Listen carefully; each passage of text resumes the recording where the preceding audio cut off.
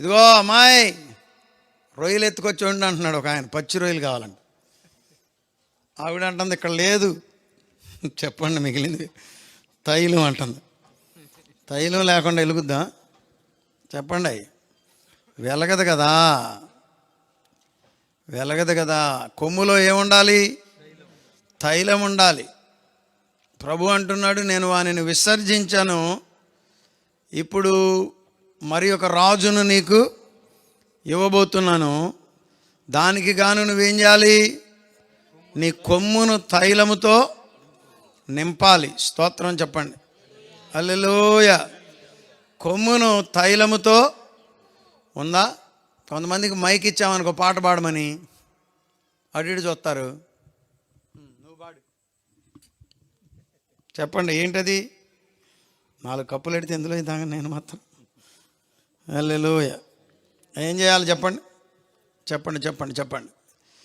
నీ దగ్గర కొమ్ములో తైలం ఉంటే ఏం చేస్తావు? వెంటనే పాడతావు, స్తోత్రం అందుకుంటావు. ఆమేన్.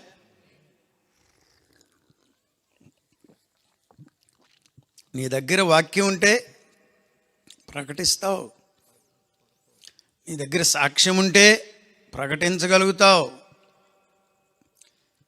నేను సేవకులకు మనవి చేస్తున్నాను, ఎప్పుడైనా నీ చేతికి మైక్ వస్తే ఏనాడు కూడా నేను సిద్ధపడి లేను అన్న పదం మన బిడ్డలు అనకూడదని నా ఉద్దేశం. హల్లెలూయా. ఆమేన్. సిద్ధపడే ఉండాలి.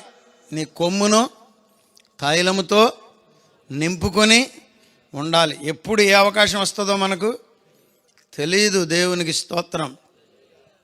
ఆయన ఎవరండి? అమెరికన్ ప్రెసిడెంట్ అబ్రహాం లింకన్ అన్నాడంట, I will prepare and prepare and prepare, I will prepare and prepare till I get a chance. నాకు అవకాశం వచ్చేటంత వరకు కూడా చెప్పండి, నేను సిద్ధపడుతూనే ఉంటాను. ఎప్పటి వరకు? అవకాశం వచ్చేటంత వరకు. చెప్పులు కుట్టే వ్యక్తి అమెరికన్ ప్రెసిడెంట్ అయ్యాడు, మామూలుడేం కాదు. స్తోత్రం. హల్లెలూయా.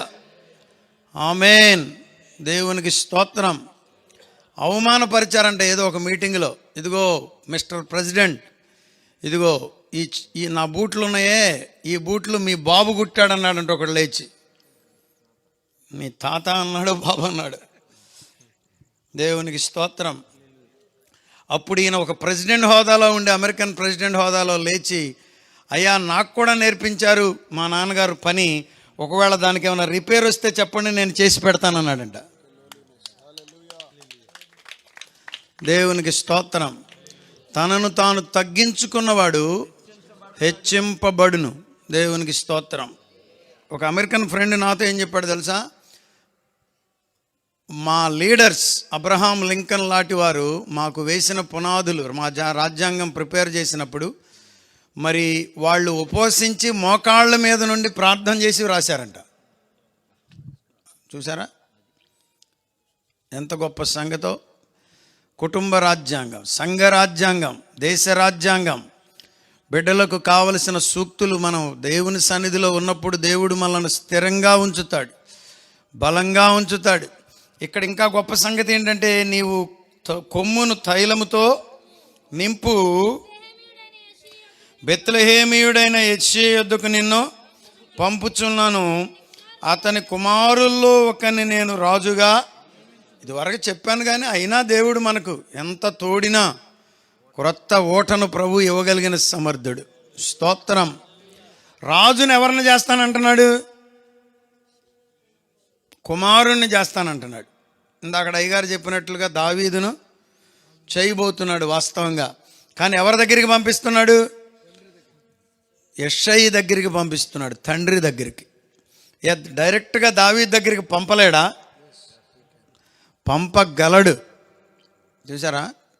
కానీ దావీదుని ఎవరి ద్వారా దీవిస్తున్నాడు? నిన్ను బట్టి నీ బిడ్డలను దీవిస్తాడు, నీ తల్లిదండ్రులను బట్టి దేవుడు నిన్ను దీవిస్తాడు. కొంతమందికి అమ్మా బాబా అక్కర్లా, నువ్వు వెళ్ళిపో, మేము వేరుగా ఉంటాం. అది ఆ దైవ చిత్తం. మనము తల్లిదండ్రుల ద్వారా దీవించబడతాం, తల్లిదండ్రులను బట్టి దేవుడు మనల్ని దీవిస్తాడు. దేవుడే సమూయేలును దావీదును రాజుగా ఏర్పాటు చేయడానికి గాను దావీదు యొక్క తండ్రి అయిన యెష్షయి నొద్దకు పంపిస్తున్నాడు. దేవునికి స్తోత్రం. నీ తల్లిదండ్రులు ఎక్కడా చెప్పండి? ఎమ్మెల్యే గారికి దండలేస్తాం కానీ ఇంట్లో ఉన్న బమ్మబాబుకి ముద్దట్టం దండల తర్వాత సంగతి. అది క్రైస్తవ్యానికి వ్యతిరేకం. దేవుని అంటే ఎమ్మెల్యే గారికి దండలేద్దని చెప్పట్లేదు సుమా. ముందు తల్లిదండ్రులను గౌరవించాలి. దేవునికి స్తోత్రం కలుగునుగాక.